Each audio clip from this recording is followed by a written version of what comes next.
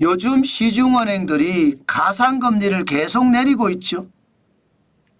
그런데 가상금리만 내려지는 게 아니에요. 코픽스도 내려지고 있습니다.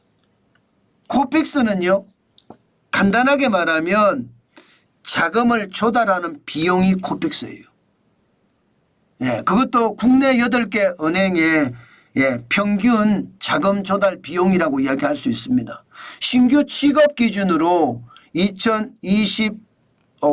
2024년으로 되어 있네요. 이게 2025년인데, 2024년 12월에 3.2%입니다.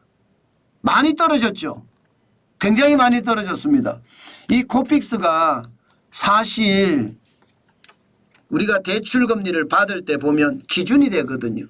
이 코픽스 금리에다가 가상금리를 붙인단 말입니다. 그래서 대출 금리가 되거든요. 그런데 코픽스 금리가 3.2까지 떨어졌으니까 0.15%포인트가 빠진 거예요. 11월에 비해서 12월에. 와우, 많이 빠졌죠. 굉장히 많이 빠졌습니다. 그러면 여기에 가상금리 지금 낮추고 있죠. 가상금리. 실제로는 코픽스에다 가상금리를 올려야 대출금리가 되는데 이게 코픽스도 빠지고 지금 가상금리도 빼요. 신한은행 같은 경우는 바로 가상금리를 낮췄잖아요. 그렇게 되면 여러분들의 대출 이자는 뭐 주택담보대출의 변동금리도 될 수 있고요. 가계대출의 변동금리도 될 수 있고요. 조정이 될 겁니다. 많이 떨어질 거예요. 0.15%포인트 떨어지면 많이 떨어지는 거죠.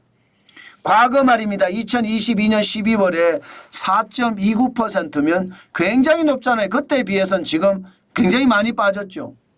적어도 말입니다. 1%가 넘게 빠졌어요. 1.07% 빠졌나요? 이자 부담이 그만큼 줄어들었다는 거예요. 2023년 11월에도 4%였는데 그때보다도 많이 떨어졌다는 거죠. 그러면 가상금리에다가 코픽스까지 떨어지니까 대출 이자는 많이 준다 이렇게 이야기할 수 있나요? 그럴 겁니다. 게다가 잔액 기준도 마찬가지입니다.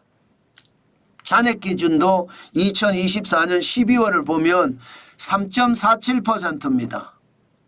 예. 이걸 생각하라면 0.6%포인트가 빠진 거잖아요. 많이는 아니지만 신규 기준보다 신규 기준보다는 신규 취급액 기준보다는 좀 적지만 잔액 기준도 떨어지고 있죠.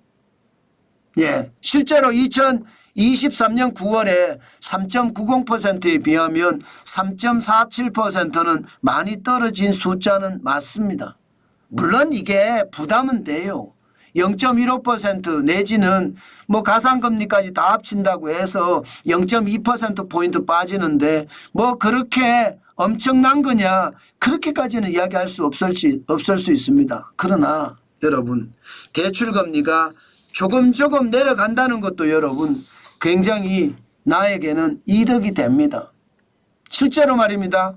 실제로 시중은행의 주택담보대출의 금리를 보면 지금 국민은행 같은 경우 하단이 4.72%입니다. 물론 하단으로 이 금리를 받는 경우는 거의 없죠. 대부분이 상단 기준이죠. 6.12% 아마 여기에 가까울 겁니다. 그러니까 내려봤자 코픽스도 내리고 가상금리도 내렸지만 여전히 5% 후반을 가져간다는 뜻이에요. 대부분의 주택담보대출의 금리가. 그래도 떨어졌다고 뭐 할 수는 있습니다. 그러면 여러분 1억을 빌리면 적어도 말입니다. 5% 중반하면 1년에 550만 원이잖아요. 550만 원. 그죠? 그러면 적어도 말입니다.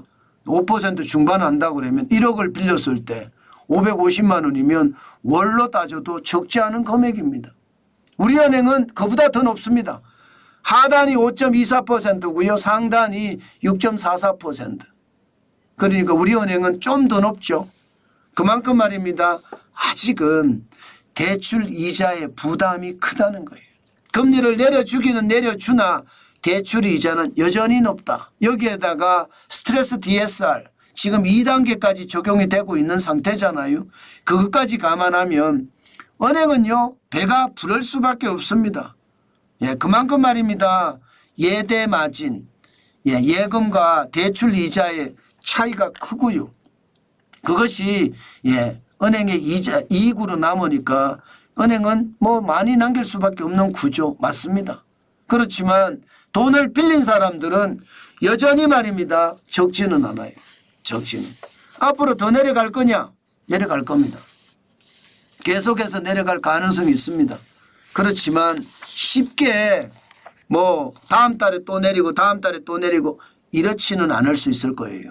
기준금리가 그렇게 쉽게 내려가는 게 아니고요. 지금 미국 같은 경우는요. 올해 기준금리를 4번 내리겠다고 했다가 2번으로 바꿨단 말입니다. 그러면 우리도 미국 금리를 따라갈 수밖에 없거든요. 예, 미국 금리를 완전히 배제하면서 갈 수 있는 상황은 아니기 때문에요. 때문에 여러분 고금리는 앞으로도 오래 간다. 금방 끝나지는 않는다. 예, 그렇게 이야기해도 틀리는 말은 아닐 것 같습니다. 요즘같이 경제가 어려울 때는요. 아무래도 대출이 적은 게 최고입니다. 예, 뭐 어쩔 수 없이 저도 대출이 많거든요. 어쩔 수 없이 대출이 많은 것은 할 수 없지만 그래도 줄이려고 하는 노력 그 어느 때보다 필요하지 않을까. 저는 그런 생각 오늘 또 한번 해봅니다.